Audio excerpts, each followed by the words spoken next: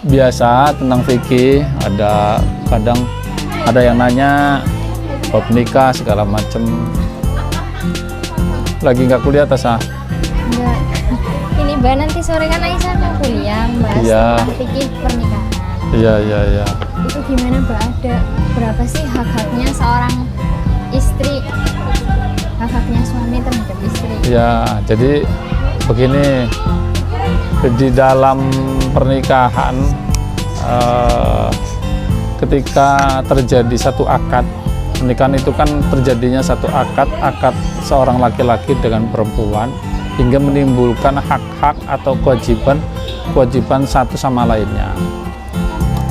Nah, ini ada haknya istri, ada juga haknya suami, ada juga kewajibannya istri, ada juga kewajibannya suami. Kan sama-sama gitu. Haknya yang pertama berarti kan kita bicara mengenai huququs zaujah, hak-haknya seorang istri. Apa haknya seorang istri kepada suami setelah terjadinya adanya akad nikah antara si mempelai perempuan dengan si mempelai laki-laki? Yang pertama adalah haknya mahar, atau katakan di sini ada yang bersifat materi dan non materi. Berarti yang bersifat materi itu mahar. Yang kedua adalah nafkah. Jadi yang bersifat materi itu ada dua di sini, yakni yang mahar, yang kedua adalah nafkah. Kemudian yang bersifat non materi, yang non materi itu ada dua, yaitu dipergauli baik oleh suaminya. Artinya dipergauli itu ya juga dipergauli di atas kasur, juga dipergauli di dalam rumah tangga. Yang keempat adalah keadilan. Tapi kita bahas yang tiga ini. Kalau yang kita bahas yang keempat, keadilan, ini biasanya untuk orang laki-laki yang berpoligami. Kalau berbicara mahar nih Mbak, sebenarnya ada nggak sih mahar yang baik itu seperti apa? Mahar yang baik untuk mahar yang baik untuk Istri. iya, istri itu kayak gimana? Ya, di budaya kita biasanya ada yang namanya seorang laki-laki memberikan mahar kepada istrinya berupa seperangkat alat sholat. Mungkin pertanyaannya Mbak Isa, kira-kira seperangkat alat sholat itu mahar yang baik apa tidak, kan seperti itu. Nah, sebelum ke sana, Abah akan menjelaskan apa itu mahar. Ya, di dalam kitab ini yang kebetulan Abah kaji, ada kitab Al-Fiqih Al-Islami wa Adillatuhu, karyanya Profesor Syekh Dr. Wahbah Az-Zuhaili. Jadi beliau itu di dalam karangan kitabnya memuat banyak pandangan-pandangan para ulama madhab. Keempat ulama itu tersebut semua ada di sini semua. Jadi pandangannya sangat luas sekali. Mahar itu disebutkan adalah harta benda yang menjadi haknya seorang istri atas suaminya yang disebabkan karena akad. Jadi suaminya datang meminta seorang perempuan untuk jadikan istrinya. Terjadi akad keduanya, maka seorang suami wajib memberikan maharnya. Atau kedua, sudah terjadi akad atau disebabkan biduhuliha, disebabkan dia sudah menduh atau menggauli istrinya, sudah akad tapi belum bayar atau baru bayar separuh atau tempo gitu. Nah, ketika sudah diduhulnya, maka mahar itu menjadi wajib, harus dibayarkan kepada istrinya. Itu definisi mahar. Lantas kan mahar seperti apa yang wajib diberikan kepada istrinya? Ada ya, tadi bayarnya dengan apa? Mungkin Mungkin seperangkat alat sholat. Seperangkat alat sholat. Ada lagi yang dengan emas. Ya, biasanya emas. Ada lagi yang dengan Quran.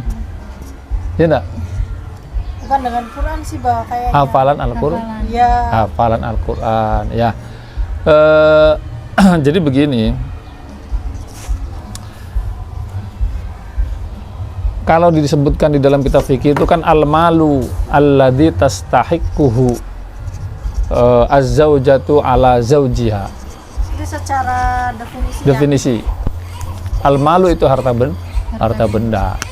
Kalau harta benda itu ya emas, perak, logam, uang, rumah, pekarangan, mobil, ada itu ya, harta benda. Kalau perangkat sholat, harta benda tidak sebetulnya. Nah, sebetulnya tidak, bukan merupakan harta benda.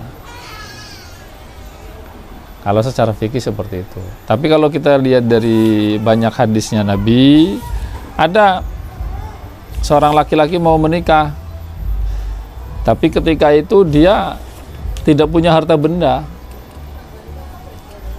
Ditanya oleh Nabi, lah kamu punya modal apa ini untuk menikahi si perempuan gitu? Saya tidak punya modal apa-apa ya Rasulullah, kayak gitu. Mungkin modalnya diantaranya cincin punya enggak? Gitu. Sampai paling pol-polan cincin punya enggak? Cincin yang terbuat dari besi itu kamu punya enggak? Kalau cincin yang hanya terbuat dari besi, insya Allah saya punya. Ya sudah, bayarkan aja. Nah, tapi di situ posisinya adalah yang terakhir. Artinya mahar yang paling terendah. Mahar paling yang terendah. Nah, ada lagi dalam hadis yang lain juga seorang laki-laki memberikan mahar dengan hafalan Al-Quran. Jadi tanggung jawabnya dia adalah mengajarkan Al-Quran kepada istri-istrinya. Nah, kalau Al-Quran ini wajar, kenapa? Karena yang berhak diambil ongkosnya, biayanya adalah orang yang mengajarkan Al-Quran. Kayak gitu. Tapi kalau penghafal Al-Quran itu kan pakai hafalan Quran ya, itu termasuk dari al-malu bukan? Maksudnya ya bukannya kalau ketika suami istri sudah sah, itu kan memang kewajiban suami mengajarkan istri. Iya. Gitu, tanpa itu dibuat mahar. Ya, ini kan juga bukan pilihan yang pertama oleh Rasulullah. Artinya Iya. ini bukan pilihan pertama. Kalau pilihan pertama Rasulullah, contohnya kita melihat kisahnya Kanjeng Nabi saja. Ketika beliau mau menikahi Sofiyah. Sebelumnya Sofiyah ini adalah seorang budak. Kemudian dimerdekakan oleh beliau. Nah, maharnya itu adalah memerdekakan budak. Sekarang kalau budak berapa harganya? Ya tapi kan kalau memerdekakan budak itu memang bentuknya almal, berarti kan membayar. Nah itu kan yang utama. Iya. Kan berarti yang terbaik apa? Ya almal itu tadi. Iya. Ya misal ada seorang laki-laki dia harta ada gitu. Cuman untuk menikahi perempuan dia memakai hafalan Qur'annya. Itu bagaimana? Padahal kan kayaknya iya harta punya dia. Ya sebetulnya yang afdol itu, yang paling utama itu kan tadi disebutkan kalau yang cincin itu juga yang pilihan terakhir, yang Al-Quran juga sama. Walaupun di Al-Quran itu sebetulnya ya orang yang berhak mendapatkan penghasilan, mengambil upah, mestinya adalah orang yang mengajarkan Al-Quran. Tapi ya begitu, mengajarkan fi ta'dibihinna itu, di dalam mengajarkan istri itu menjadi haknya istri atas suaminya. Jadi memang yang terbaik ya memang harusnya harta benda gitu. Gitu ya. Apa gimana? Ya kalau apa namanya, umumnya sih ya memang begitu kan, kadang pakai uang, pakai emas. Jadi kalau katanya misalnya kok dia bawa emas tapi kok yang di ini kan yang didulukan Al-Qur'an. Mestinya kalau secara fikih ya harusnya yang disebutkan itu maharnya adalah Harta itu ya. hartanya gitu. Kalau Al-Qur'annya ya sudah kewajibannya dia mengajarkan istrinya gitu. Itu Berarti kan bagi ketika itu dia memang tidak ada harta fisik, tidak ada materi. kemudian dia yang dibuat mahar hafalan Qur'annya. Iya, makanya kan itu kan pilihan yang berikutnya. Kalau yang pertama pasti al-malu alladzi tastahiquhu az-zaujatu ala zaujiha. Ya intinya berarti mahar itu adalah harta. Harta. Ya, harta yang diberikan terhadap calon istri Ya, contoh tadi hadis Nabi menikahi Sofiyah dengan memerdekakannya. Iya.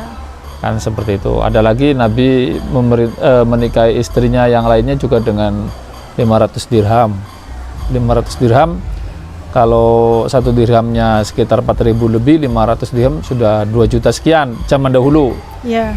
Ya kalau sekarang ya udah luar biasa. Zaman dahulu tuh 2 juta udah luar biasa.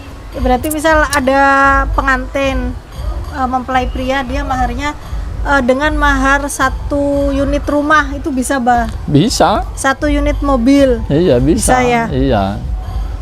Terus kan kalau misalnya mahar, apa mahar itu harus yang bagus-bagus ya? Mahar itu kan simbolik. Simbolik sebagai bentuk si suami itu akan bertanggung jawab kepada istrinya. Maka kalau yang diberikan mahar itu yang terbaik, insya Allah dia juga akan berarti secara simbolik siap untuk memberikan nafkah yang terbaik untuk istrinya gitu. Berarti nggak ada nominal kalau mahar itu harus sekian nggak ada Tidak batasnya? tidak ada. Cuma ya memang ada juga di hadis lain yang misalnya menyebutkan satu 10 dinar kayak gitu, paling terendah lah kayak gitu 10 dinar. 10 dinar itu kurang lebih 100 ribuan lah. Zaman dulu kayak gitu. Zaman dulu itu paling tidak misalnya 10 dinar gitu. Kalau melihat Kanjeng Nabi ya justru malah mahal. 200 dirham 500 dirham itu yakni sebesar 2 juta zaman dahulu. Kira itu ya? Ya. Ada sudah kan? Ya, kita nanti lanjut ke part berikut.